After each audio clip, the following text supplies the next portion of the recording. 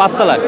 পাঁচতলায় কিসের থেকে আগুন লাগছে এখনো সেটা বলা যাচ্ছে না, কিন্তু পাঁচতলায় আগুন লাগছে আমরা জানি যে ধোয়ার কারণে আসলে কিছু বোঝা যাচ্ছে না যে আসলে কিসের থেকে লাগছে বা কিভাবে লাগছে, সেটা আসলে এখন আমরা ক্লিয়ার হই নাই। তো আমাদেরকে এখন পর্যন্ত ভিতরে ঢুকতে দিচ্ছে না, সেজন্য আমরা আসলে ক্লিয়ারলি বলতে পারতেছি না। সকালবেলা আমরা দোকান খুলছি, খোলার পরই দেখতেছি যে আগুন, ধোয়ার থেকে পরে ফায়ার সার্ভিস আসলো, ফায়ার সার্ভিস এসে নিয়ন্ত্রণ করলো আর কি। পাঁচতলা হচ্ছে যে সব গোডাউন, হ্যাঁ, বিভিন্ন পার্টসে যেমন ব্লুটুথ, হেডফোন, কাভার, গ্লাস, এই সমস্ত দোকান আর কি। অলরেডি আমি যতটুকু জানি যে 2-3টা দোকান অলরেডি পড়ে গেছে।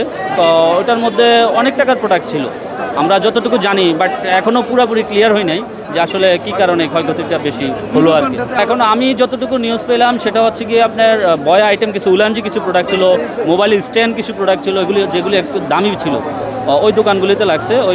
ওই মালিক আমাদের সাথে কথা বললো যে দোকান পড়ে গেল, উনি হতাশ। ঘটনার সাথে সাথে আসছে, হয়তো 10-15 মিনিট পরে ওনারা সরঞ্জাম তৈরি করতে তো আধা ঘন্টা সময় লেগে গেছে। ইনশাল্লাহ ফায়ার সার্ভিস ভালো সার্ভিস দিয়েছে। আসলে এটা আসলে আমরা ক্লিয়ার না আর কি, এখন পর্যন্ত আমি ক্লিয়ার না, হয়তো থাকতে পারে আর কি, কিন্তু আমি বিষয়টা ক্লিয়ার না। ওইখানে আগুন লাগছিল পাঁচতলায়।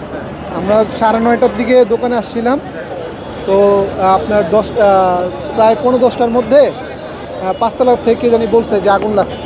তো আমরা যা দেখছি যে অল্প একটু আগুন ছিল, তো আস্তে আস্তে ওটা ছড়ায় গেছে। বা এটা তো আমরা সকালবেলা দোকানে যাওয়ার পর আর কি শুনলাম যে আগুন লাগছে, উপরে যা দেখছি এতটুকু। পাঁচতলা প্রায় গোডাউন ছিল, মার্কেটের যে সব দোকানগুলো আছে এগুলোর গোডাউন হতে পারে।